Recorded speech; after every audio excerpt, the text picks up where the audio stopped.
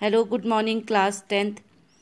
Lesson number 4 को एक बार वापस रिवाइज करो बोला मुझे बच्चों ने, तो फिर मैं इसको दोबारा आपको एक बार एक्सप्लेन कर रही हूँ। बच्चों देखो, पार्ट आपका जो 4 है वो है एक कविता जिसे जयशंकर प्रसाद जी ने लिखा है। इसका नाम है हमारा प्यारा भारत वर्ष। देखिए, प्रस्तुत कविता राष्ट्र प्रेम संबंधी रचना है, देशभक्ति की कविता है। इसमें भारतवर्ष की महानता का वर्णन किया गया है। कवि कहते हैं कि संसार में ज्ञान का आलोक सबसे पहले भारत में फैला।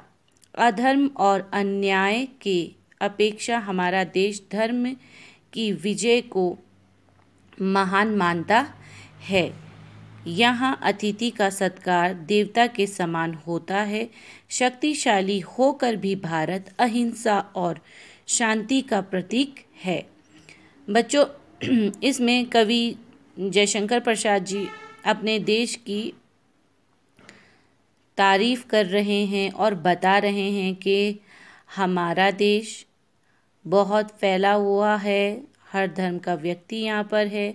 हमारा देश अधर्म और न्याय की अपेक्षा धर्म पर ज़्यादा विजय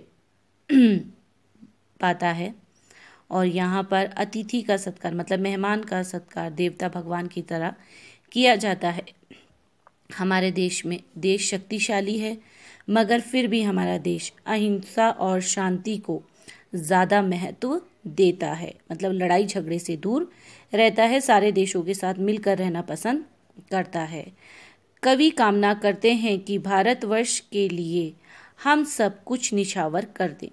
कवि चाहता है कि अपने भारतवर्ष के लिए हम कुछ ना कुछ अपनी ज़िंदगी में से निछावर कर दें। तो बच्चों, इसकी कविता हम लोग पढ़ेंगे। अब इसको पार्ट्स 1-2 पार्ट करके पढ़ना पड़ेगा, एक साथ तो इतना लंबा नहीं होता है। तो आप लोग इसको देखिए। पहला है आप लोगों का, हिमालय के आंगन में उस प्रथम किरण का दे उपहार, उनने हंस अभिनंदन किया और पहनाया हिरक हार। जगे हम लोग जगाने विश्व लोक में फैला फिर आलोक। व्योमतम पुंज हुआ तब नष्ट, अखिल संस्कृति हो उठी आलोक। देखिए बच्चों, यहाँ तक का पहले अर्थ समझ लीजिए। हिमालय के आंगन से यहाँ तक, ठीक है ना, ये हमारा पहला भाग समझ लीजिए। पहले भाग में कवि कहता है कि सूर्य सबसे पहले अपनी किरणों की भेंट हिमालय के आंगन को देता है। मतलब सूरज जब सब में पहले निकलता है, पहली जो उसकी रोशनी होती है वो हिमालय पर पड़ती है।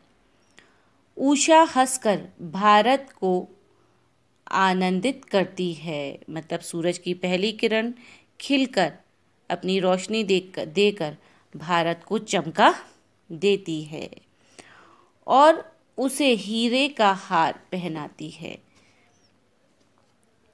सबसे पहले हम भारतवासी ही जागें।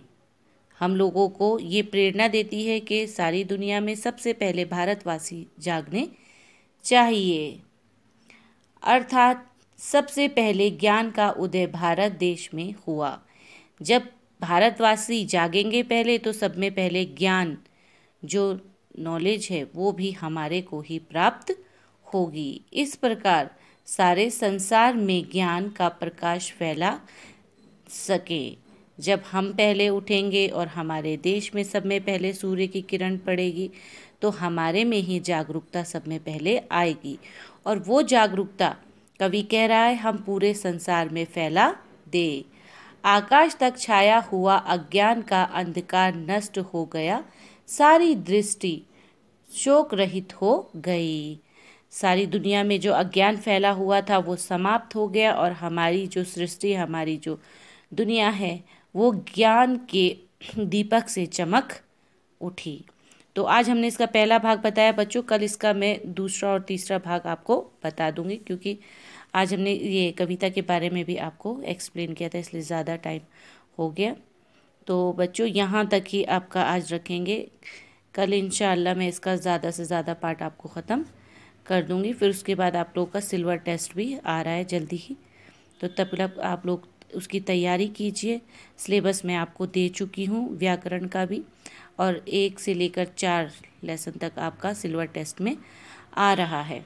तो मेहरबानी इसकी प्रैक्टिस कीजिए। तब तक के लिए घर पे रहिए। खुदा हाफिज़।